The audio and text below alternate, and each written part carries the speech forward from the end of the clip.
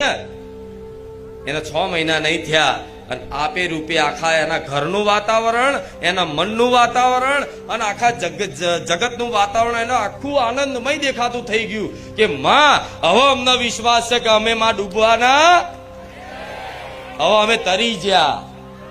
તો વિશ્વાસ રાખજો. શું વિશ્વાસ રાખજો? તમે તરી ગયા, તમે તરી ગયા. કેમ? તમારા જીવનમાં રામ આવી ગયા છે, રામનું નામ આવી ગયું છે.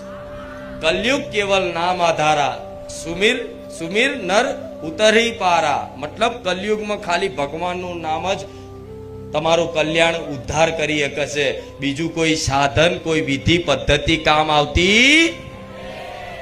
પેલા બધી વિધિઓ કામ લાગતી. શું? બધી વિધિઓ કામ લાગતી, પણ આ સમય એવો છે, કળિયુગ ચાલુ થઈ ગયો છે. આ કળિયુગમાં ના કોઈ હરખું ધ્યાન કરી શકે છે, ના કોઈ હરખું યજ્ઞ કરી શકે છે, ના કોઈ હરખી કોઈ વિધિ ઉપાસના કરવાની કોઈ વિધિ હરખી જાણે છે. આ તમે પૂજા કરવાની વિધિ જાણો છો? નહીં જાણતા, નહીં જાણતા. તો એ વિધિ સિદ્ધ ના થાય, એ અનુષ્ઠાને સિદ્ધ ના થાય. આજ યજ્ઞ કરવાનું તમે હરખું યજ્ઞ કરી શકો છો? પહેલાના યજ્ઞ એક મહિના સુધી ના હોય, આમ જો તો હજારો વર્ષ સુધીના યજ્ઞ હોય.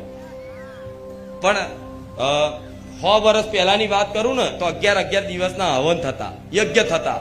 માતાજીને પ્રસન્ન કરવા માટે 11 દિવસ, નોરતામાં 9 દાડા કે 11 દાડા એક ધારી બેહી અને યજ્ઞની આહુતિ આલન તર માતાજી કઈક પ્રગટ થઈ અને પ્રસન્ન થઈને એની પર કૃપાનો વરસાદ કરે. કઈક જે માંગ હોય, જે ઈચ્છા હોય, એ કામના હોય, કામનાની પૂર્તિ કરે. પણ આજે યજ્ઞ તે હરખું કરી શકતા, કેમ કે યજ્ઞ કરવા બેહો તો એટલો તો ટાઈમ છે નહીં કે